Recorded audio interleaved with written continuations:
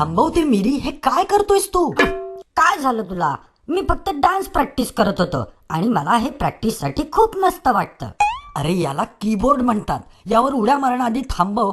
हा बिघडला तर सीडला कळेल की कोणीतरी त्याचा कम्प्युटर वापरतोय ते.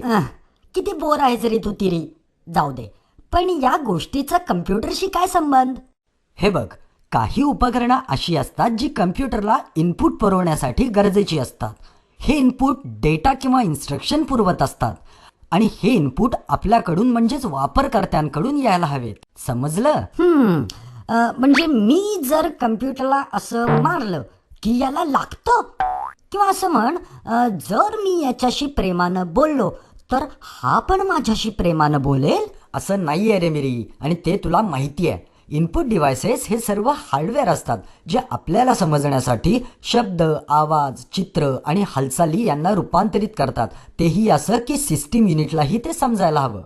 अच्छा, याचा अर्थ इनपुट उपकरणं म्हणजे आपली भाषा आणि कम्प्युटर मशीनची भाषा यातले ट्रान्सलेटर आहे. अगदी बरोबर. आणि तू ज्यावरती नाचतो आहेस ना, त्याला कीबोर्ड म्हणतात, ज्याद्वारे तू एखादं डॉक्युमेंट सेव्ह करण्यासाठी अंक आणि अक्षर एंटर करू शकतोस किंवा आज्ञा कमांड्स देऊ शकतोस. हो, ते तर मला माहितीच आहे. आणि यापेक्षाही लवचिक असणारे कीबोर्ड आहेत ज्यांना आपण पेपरसारखं गुंडाळू शकतो. तसेच आरामदायी कीबोर्ड आहे ज्यावर आपण विश्रांतीसाठी तळवेही टेकू शकतो. आणि मिनी कीबोर्ड सुद्धा आहेत. तुला हे कसं माहिती? मी काही वेळापूर्वी ती चित्र पुस्तकात पाहिली. कमीत कमी तू ते पाहिलंच तरी. आणि हो, तुझी माहिती बरोबर आहे. कीबोर्ड भरपूर पद्धतीचे असतात. पण अजून एका इनपुट डिव्हाइसला काय म्हणतात हे ऐकून तुझा विश्वासच बसणार नाही. याला माऊस म्हणतात. कल्पना करणं सोड.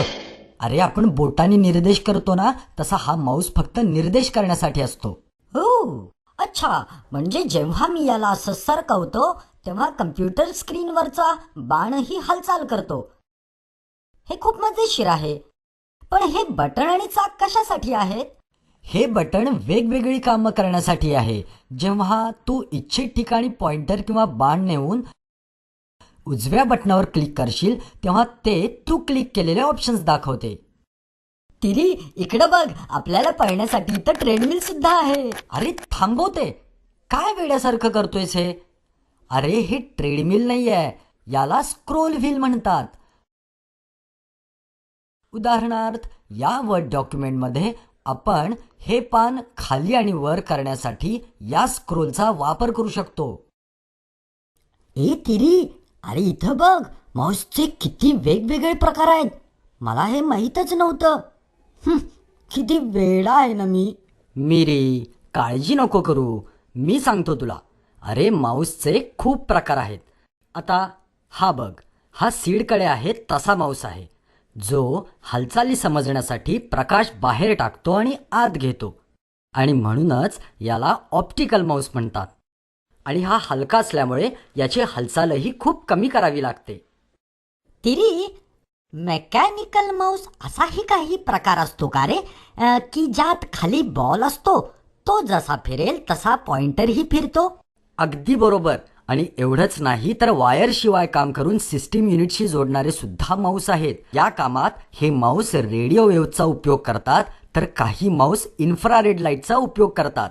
म्हणजे आपल्या घरातल्या रेडिओ सारखं का? पण रेडिओ फक्त सिग्नल्स मिळवतो, पाठवत नाही. हे म्हणजे मोबाईल फोन सारखं आहे. बरोबर. तिरी, बस कर आता. हे सगळं डोक्यावरून जाण्याआधी मला ब्रेक घेतला पाहिजे. चल, बॉस्कोची थोडी मजा करू. मिरी, हा कधीच सुधारणार नाही, बिचारा बॉस्को.